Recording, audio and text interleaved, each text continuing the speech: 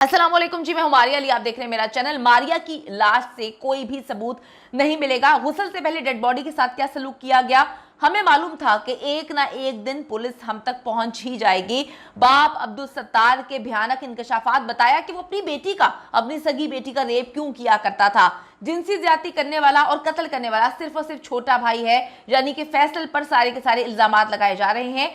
झूठ पकड़ने के लिए टेस्ट, लाहौर लेकर जाने वाली पुलिस जो है वो भी सर पकड़ के बैठ गई कि किस कदर दरिंदा सिर्फ लोग हैं। इनको इंसान कहना और इंसान सोचना कि कोई इंसान ऐसे काम कर सकता है, ये इन लोगों को देखने के बाद जो है वो परेशान हो चुके हैं। उनको समझ ही नहीं आ रही कि किस तरह से इन लोगों को डील करना है, क्योंकि ये इतने बेगैरत किस्म के लोग हैं, इनको कोई फर्क नहीं पड़ता। बड़े रिलैक्स्ड हैं, बड़े सुकून में हैं और एक दूसरे पर इल्जाम तराशी कर रहे हैं। तोबा टेक सिंह में एक अफसोसनाक वाकया पेश आता है जहां पर मारिया जो है वो ऐसे दरिंदों में फंसी हुई थी, ऐसे दरिंदों में फंसी हुई थी जिससे निकलना नामुमकिन हो चुका था। वो बेचारी अपनी किस्मत पर सब्र करके बैठ गई थी, रोती थी, चीखती थी, चिल्लाती थी, लेकिन उसे घर से बाहर जाने पर जो है पाबंदी थी। बहन मिलने आती थी, बहन को भी सब कुछ पता था, लेकिन बहन ने भी उसकी मदद नहीं की। वो ऐसे दरिंदों में फंसी हुई थी कि वो आखिरी दम तक कुछ भी ना कर सकी।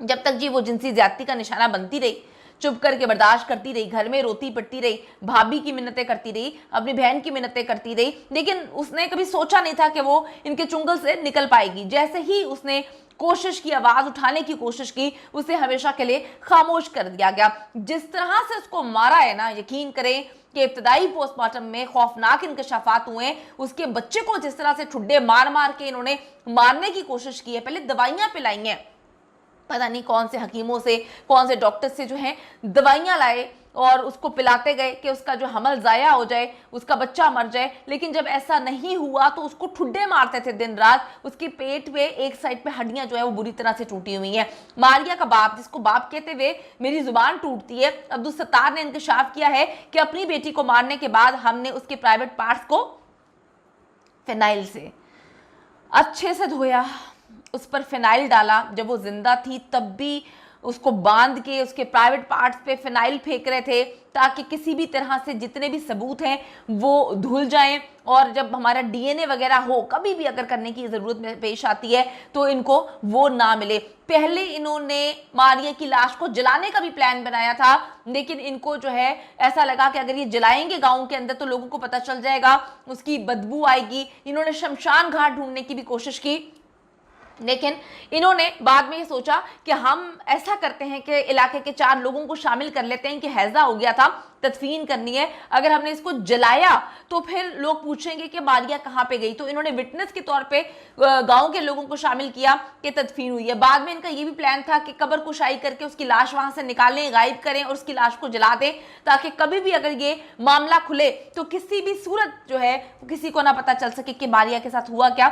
लेकिन पुलिस का जो मुखबिर था, उस गांव में मौजूद था, उसने जो है उसको बड़ा मिस्टीरियस लगा, उसने पुलिस को बताया और पुलिस फौरन वहां पे पहुंची है। पुलिस ने बहुत बेहतरीन काम किया है, सैल्यूट पेश करते हैं जो ऑन ड्यूटी लोग थे। उन्होंने ना सिर्फ वहां पे पहुंच के इनको जो है पकड़ा, बल्कि जो लाश जलाने का इनका प्लान था उसको भी फ्लॉप कर दिया गया। अब जी इन्होंने प्राइवेट पार्ट्स को फिनाइल से धो दिया था। अब्दुल सत्तार ने पुलिस तफ्तीश में इकरार किया कि हमें शक था कि कभी ना कभी हम पकड़े जाएंगे। बड़े बेटे शहबाज ने भी खुद को महफूज करने के लिए, सेव करने के लिए ये वीडियो का खेल खेला। इन बाप बेटे को, यानी कि छोटे बेटे को, और बाप को नहीं पता था कि बड़ा बेटा और उसकी बीवी ये गेम खेल रहे हैं कि वो वीडियो बना रहे हैं। ये पूरा खानदानी शातिर, धोखेबाज और घटिया किस्म का दरिंदों से भरा हुआ है। अब्दुल सत्तार और उसके छोटे बेटे फैसल की जो वीडियो वायरल हो रही है, जिसमें फैसल सारा इल्जाम जो है अपने ऊपर ले रहा है, वो भी बड़ी मिस्टीरियस है। जरा देखिएगा। क्यों मारे थे अपनी बेटी ने? क्यों मारे? नहीं वीडियो क्या है? बेटे ने मारा। मैंने बेटे ने क्यों मारे? वजह की है? वो समाज के बारे में मारा। क्यों मारे भाई? जना कर दे रहे जना ਉਹਦੇ ਨਾਲ? हाँ जी, अपनी भैन ਨਾਲ? हाँ जी। यानी कि आप इन शातिरों का, इनकी नहुसत भरी, इनकी शक्ल से दरिंदगी टपक रही है, इतने बेगैरत किस्म के लोग हैं। इनका ये प्लान था कि जो भी पकड़ा जाएगा वो एक पर इल्ज़ाम डाल देगा, वो मुद्दई बन जाएगा और थोड़ा टाइम जो आगे केस चलेगा उसके बाद ये जो है माफ़ कर देंगे और ख़ुद ही माफ़ कर देंगे, जैसा कि कंदील बलोच के केस में हुआ था। तो इसे आपको बताती चलूं कि 2016 में कंदील बलोच का ये केस बड़ा हाई प्रोफाइल केस बना था। कंदील बलोच को उनके भाई वसीम ने 15 जुलाई 2016 को गैरत के नाम पे कत्ल किया था, जिसके बाद अदालत ने कंदील बलोच के भाई को उम्र कैद की सजा सुना दी थी। बाप जी मुद्दई था इस केस में।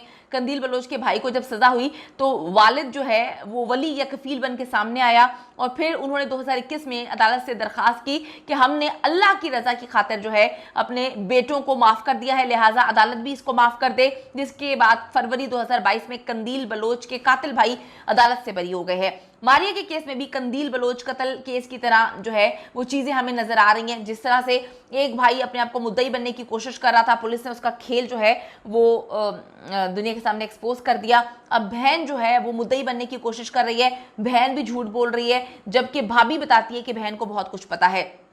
मारिया के केस में भी कंदील बलोच कत्ल केस की तरह हमें चीजें नजर आ रही हैं, क्योंकि पाकिस्तानी कवानीन में जो घर वालों को वली बनकर माफ करने का इख्तियार दिया जाता है, मेरा ख्याल कहीं और ऐसा होता है, पाकिस्तान में होता है, और कानून में भी ये गुंजाइश रखी गई है कि आप माफ कर सकते हैं।